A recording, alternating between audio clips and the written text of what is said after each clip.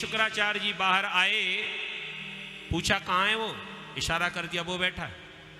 शुक्राचार्य जी देखते ही समझ गए कि ये कोई बामन नहीं है, अरे ये तो नारायण है, तुमको ठगने आया है, इसकी बातों में मत आ जाना।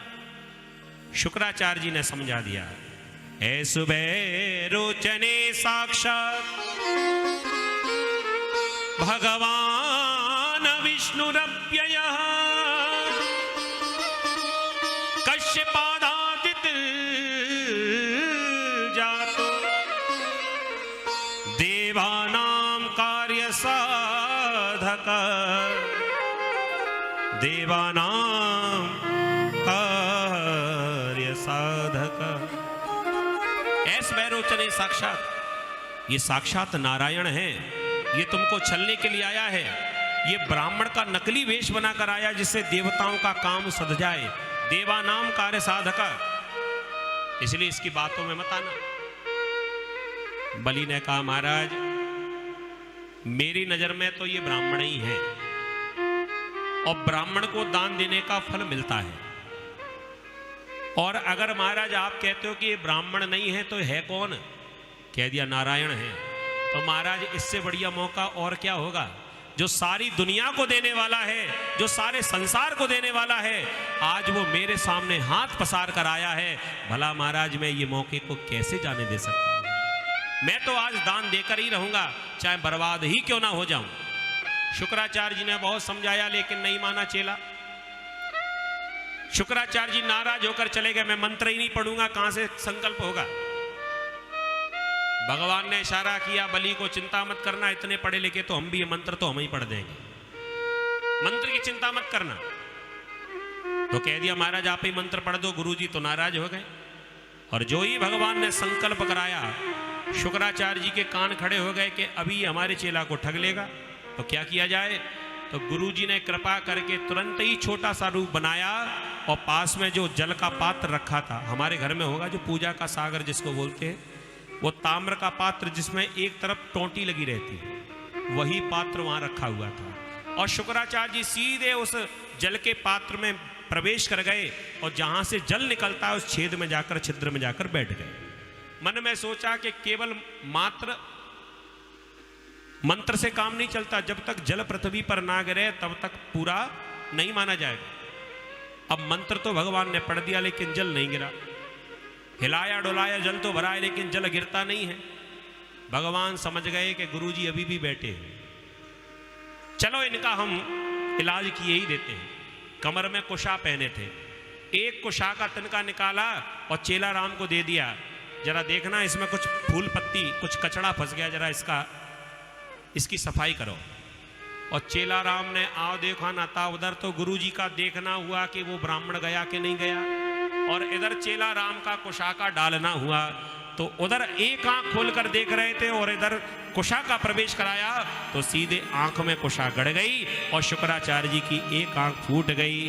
बेचारे रोते हुए बाहर आए और कहने लगे, लेता कोई देता कोई, लेता कोई देता कोई, हमने आंख अकारण खोई, हमने आंख अकारण खोई। कोई ले रहा था कोई दे रहा था, हमारी आंख फ्री में ही चली गई। यहां पर भगवान ने एक सूत्र भी दिया है, इशारा भी किया है कि कभी भी लेन देन में भांजी नहीं मारना चाहिए। कुछ ऐसे लोग होते हैं कि जो बड़ा दान करना चाहते हैं, खूब दान करते हैं, साधुओं की सेवा करें, संतों की सेवा करें, ब्राह्मणों की सेवा करें, भागवत की कथा कराएं, कन्या भोजन कराएं। और कुछ ऐसे भी होते हैं जो बेचारे करते धरते कुछ है नहीं, और जो कर रहे हैं उनको देख देख कर पेट में दर्द वैसे ही हो रहा है, तो लेना देना कुछ नहीं, बेचारे वैसे ही परेशान हैं, और बीच में कोई भांजी मारे तो उनका वही हाल होता है जो शुक्राचार्य जी का हुआ। शुक्राचार्य जी की तो एक आंख फूट गई, बेचारे नाराज होकर चले गए, और उधर भगवान ने अपना विराट रूप धारण किया।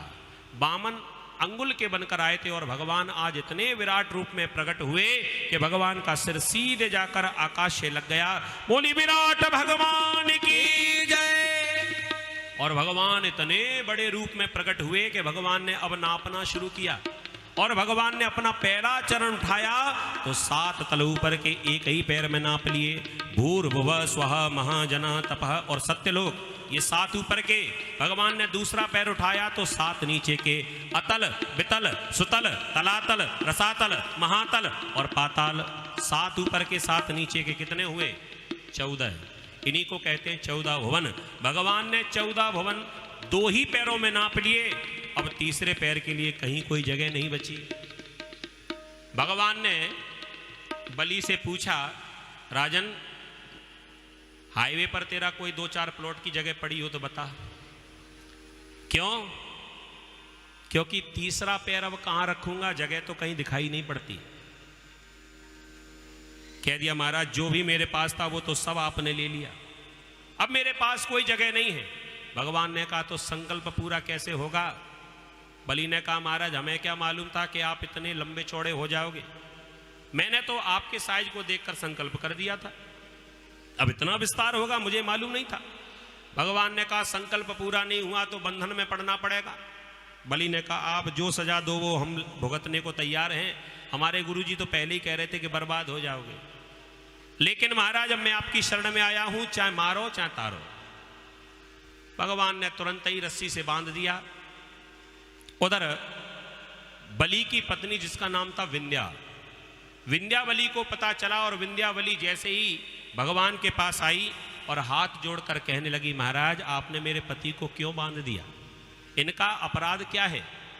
भगवान ने कहा इन्होंने 3 पग भूमि दान में देने का वादा किया था, संकल्प लिया था, और मैंने 2 ही पैरों में सब कुछ नाप लिया, अब तीसरा पैर कहां रखूंगा इसके लिए कोई जगह नहीं है। विंध्यावली ने कहा महाराज वो तो बाद की बात है, पहले आप ये बताइए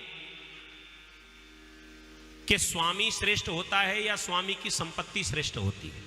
बड़े गौर से समझना, केवल एक ही बात में सारी कथा का भाव छुपा हुआ है। एक है मकान और एक है मकान मालिक। आपकी नजर में कौन बड़ा है बताओ? खेत बड़ा है या खेत का मालिक बड़ा है? मालिक बड़ा है ना, रजिस्ट्री के तो उसी का ही नाम लिखा हुआ है, वो चाहे तब बेच दे, वो चाहे तब उसमें मकान बना ले, फार्म हाउस बना ले, उसकी जो मर्जी वो करे। तो संपत्ति का जो मालिक है वो श्रेष्ठ है, संपत्ति छोटी। भगवान ने भी यही उत्तर दिया कि संपत्ति छोटी है, संपत्ति का मालिक जो है वो स्वामी जो है वो बड़ा है।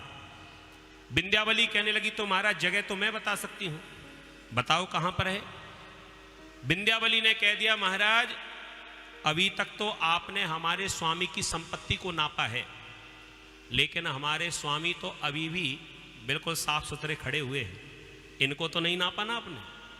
तो महाराज आप अपना तीसरा पैर लेकर हमारे स्वामी के सिर पर रख दो, अभी मालिक तो शेष खड़ा हुआ है, इसी से ही अपनी पूर्ति करो। भगवान ने कहा ऐसा नहीं हो सकता, तुम्हें मालूम नहीं है मेरे एक पैर में 7 तल समा जाते हैं, और तुम्हारा छोटा सा ये पति मेरी पूर्ति कैसे होगी? विंध्यावली ने कह दिया महाराज अब पलटने नहीं दूंगी, अभी आपने कहा था कि स्वामी बड़ा होता है, संपत्ति छोटी होती है। जब संपत्ति छोटी होकर आपके 2 पैरों की पूर्ति कर सकती है तो स्वामी बड़ा होकर आपके 1 पैर की पूर्ति नहीं कर सकता है क्या? भगवान निरुत्तर हो गए और बलि ने अपना सिर झुका दिया। भगवान ने अपना तीसरा चरण लिया और बलि के सिर के ऊपर रख दिया और वो बलि बंधन से मुक्त हो गया। बोली वामन भगवान की जय। भगवान वापस अपने वही छोटे से रूप में प्रकट हुए, प्रसन्न होकर कहने लगे राजन हम तुम्हारी भक्ति से बड़े प्रसन्न हुए, मांग लो तुम्हें क्या वरदान चाहिए। बलि कहने लगा बाहरे देने वाले अभी हमारे सामने हाथ फैला कर खड़े थे और हमसे ही दान लेकर और धनवान बनते हो। महाराज दुनिया में सारे काम कर सकते हैं लेकिन मांगने वालों से हम नहीं मांगेंगे। हाड़िल भूमि त्यागी दई तब फेर न पामु धरे भूमि माही, रैन को त्याग दई चकवी तब पिय कोहेरत शत्रु की नाही, ऐसे ही प्रभु दानी हते मेरे सारथ बाही, चाहे लौट के गंग पछोही बहे, मंगन पे हम मांगत नाही। मांगने वालों से नहीं मांग। विंध्यावली ने कह दिया महाराज हम आपसे नहीं मांग सकते।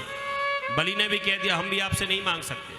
भगवान ने कहा कोई बात नहीं, अगर तुम्हें कुछ नहीं चाहिए तो मैं अपनी मर्जी से ही तुमको पाताल का राज्य सौंपता हूं। जाओ अब तुम यहां से पाताल में शासन करो। बलि ने कहा देखो महाराज अभी तक तो नहीं मांगा, लेकिन अब मेरी मांगने की इच्छा है। क्या?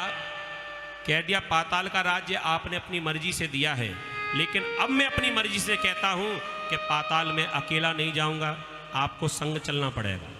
और वरदान यही है, आप कह रहे थे ना मांग लो, तो चलो मांग ही लेता हूं। मुझे आपका हमेशा दरवाजे पर दर्शन होता रहे, यही वरदान चाहिए।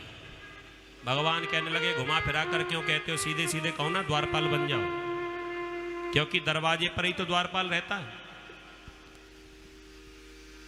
कह दिया चाहे जो समझो, लेकिन हम आपका दर्शन हमेशा करना चाहते हैं, इसलिए आप हमारे संग चलोगे। बेचारे भगवान आए थे छलने के लिए, लेकिन भगत के वश में हैं भगवान।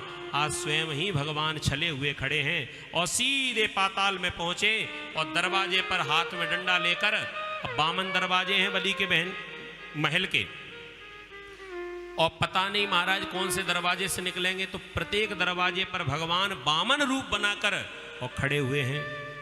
उधर नारद जी से नहीं रहा गया, सो नारद जी ने अपनी वीणा उठाई और सीधे पहुंच गए बैकुंठ में।